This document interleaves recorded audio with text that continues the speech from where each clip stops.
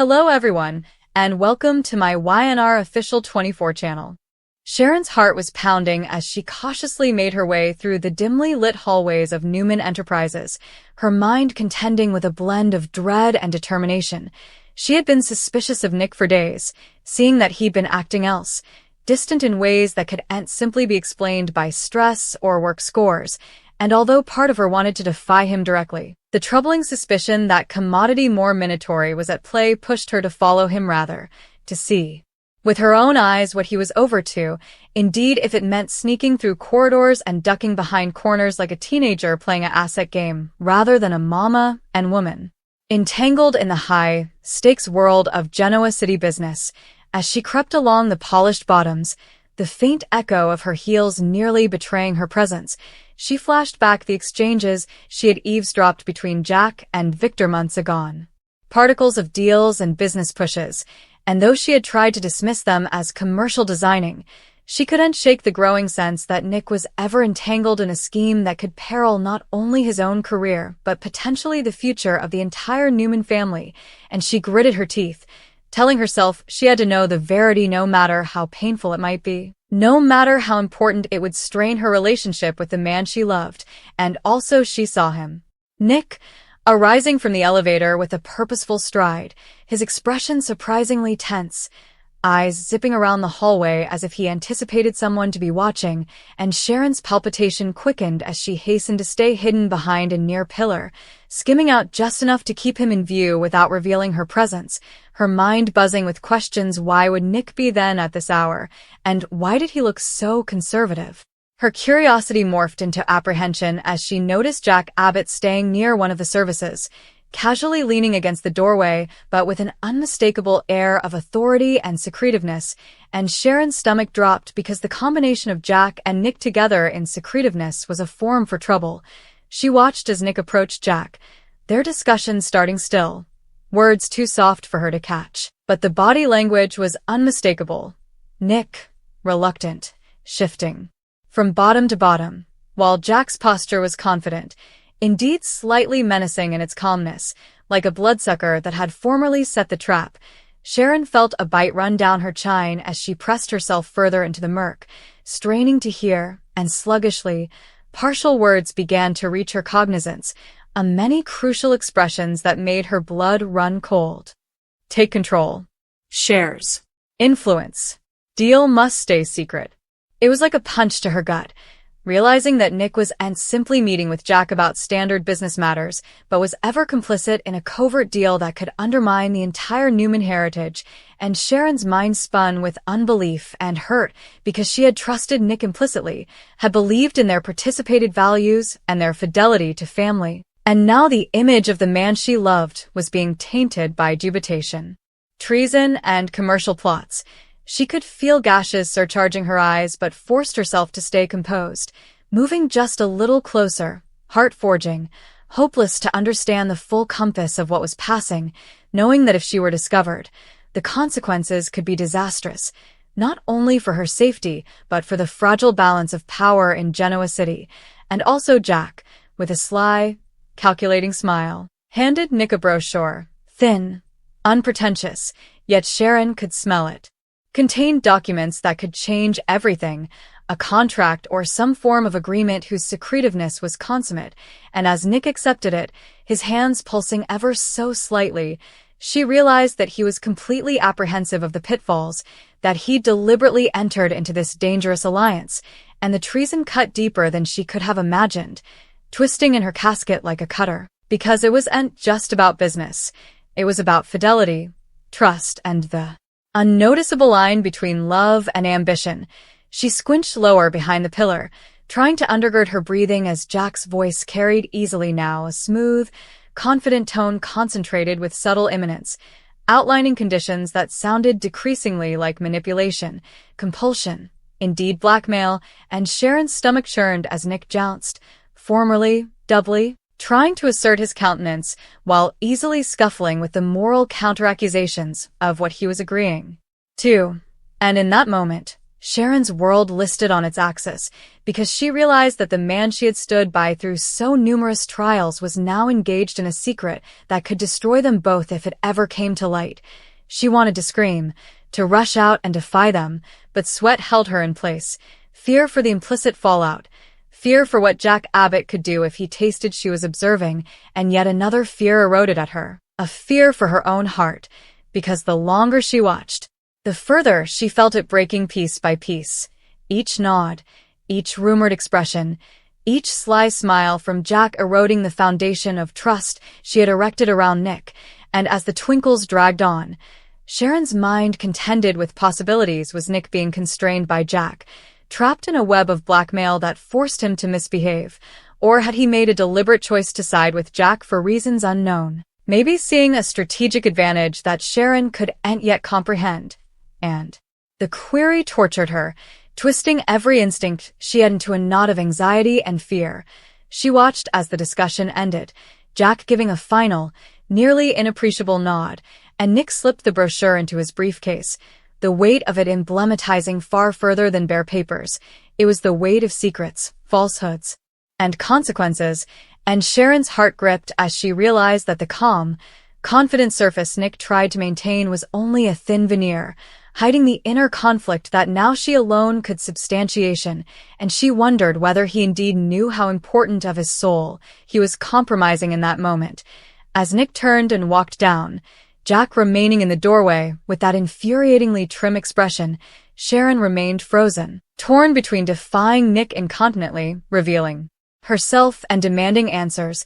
or retreating into the murk, gathering substantiation, and contriving a careful plan to navigate the fallout without risking their entire family's future. And the dilemma tortured her, because every instinct screamed for action while caution demanded tolerance. She decided, pulsing, to follow him discreetly, moving through the hallways like a shadow herself, heart forging in her cognizance, noting every step, every regard, every subtle sign of guilt or defiance in Nick's address. And as she did, the magnitude of the situation hit her like a tidal surge. If word of this deal blurted, if anyone discovered that Nick and Jack had intimately aligned for reasons she couldn't yet sound, it could lead to legal disaster, family fermentation, and particular heartache of the loftiest order. And the study of losing Nick not just emotionally, but as a pillar of their family's stability transferred swells of fear and determination through her. Contemporaneously,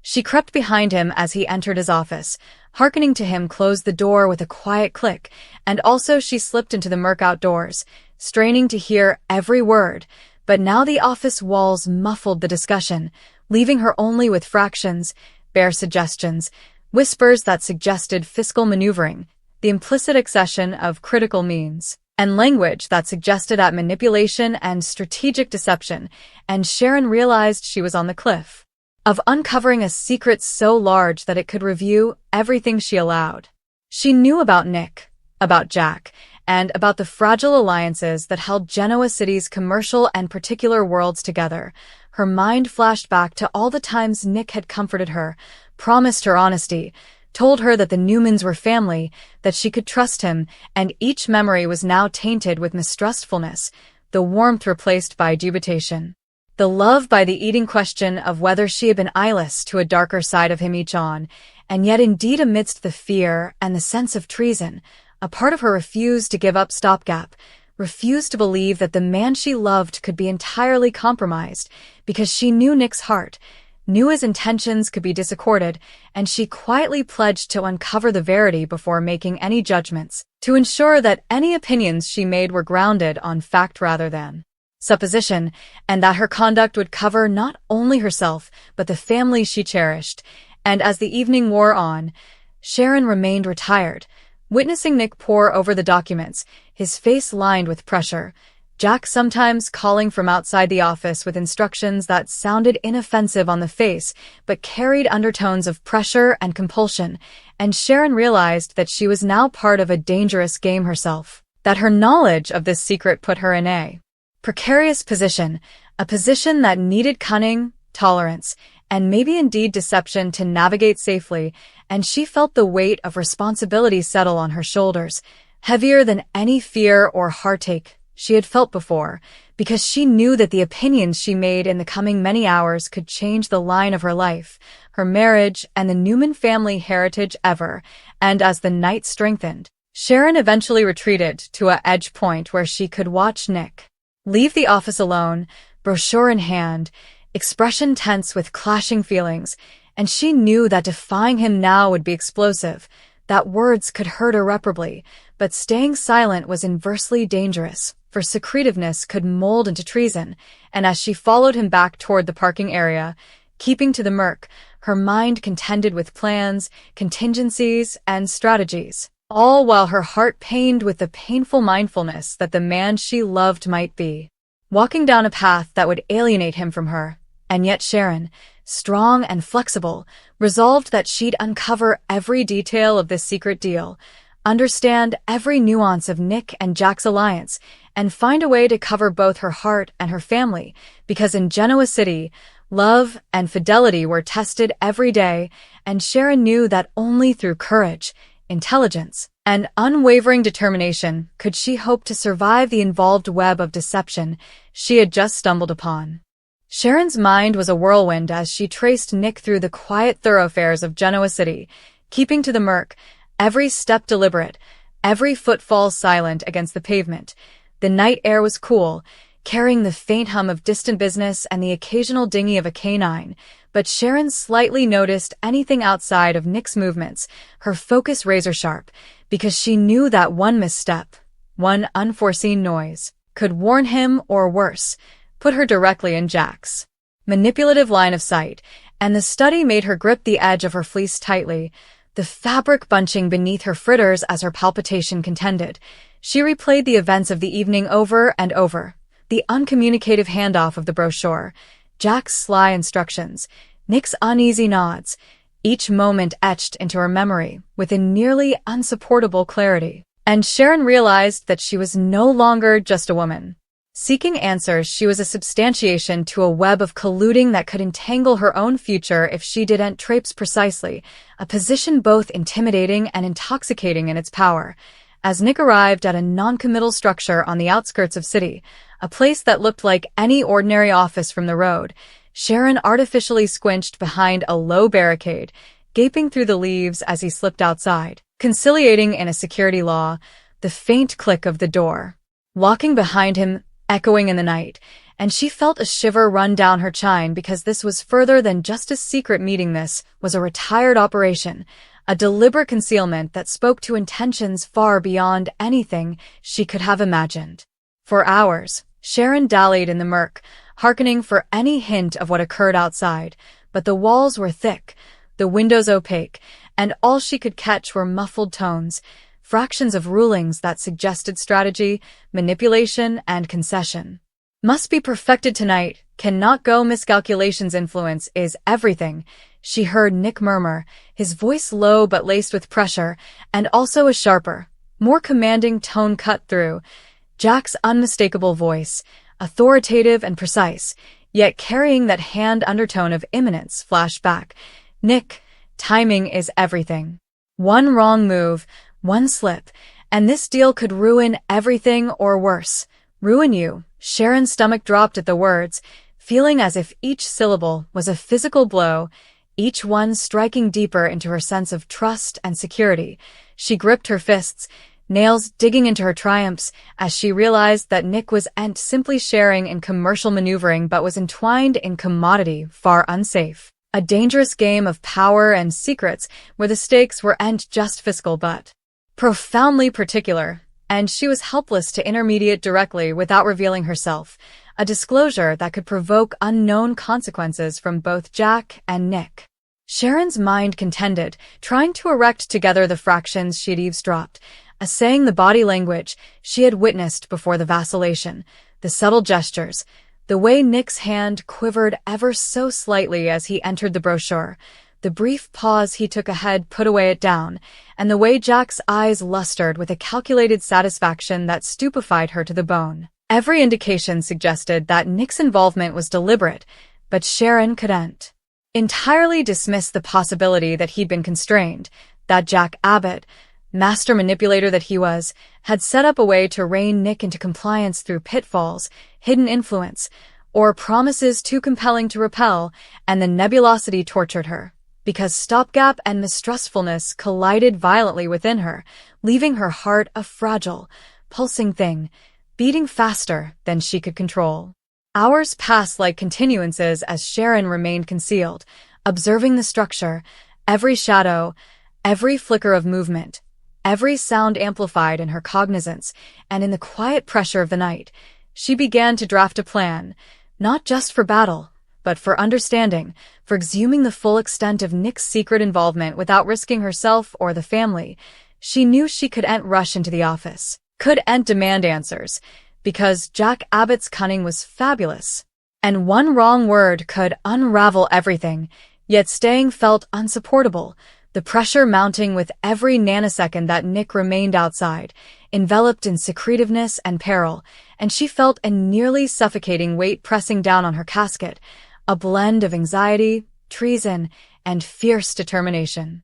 Eventually, after what felt like an eternity, the structure's lights bedimmed, and Sharon spotted Nick exiting, brochure in hand, the pressure in his shoulders unmistakable, the fatigue and strain etched into his expression. She followed at a careful distance as he drove down, careful to keep her auto invisible in the shadowed side thoroughfares. And her mind contended with scripts. Was this brochure containing documents that could ruin someone's character, seize control of company, shares, or manipulate board votes? Was Nick's involvement purely strategic, or was he being entangled by Jack in a way that hovered everything he watched about? Sharon's instincts screamed at her to defy him, to demand the verity incontinently, yet another voice rumored caution, tolerance, observation, and strategy would serve her better than impulsive action, and Sharon, fiercely intelligent and defensive, knew that the delicate balance of power and love needed careful maneuvering,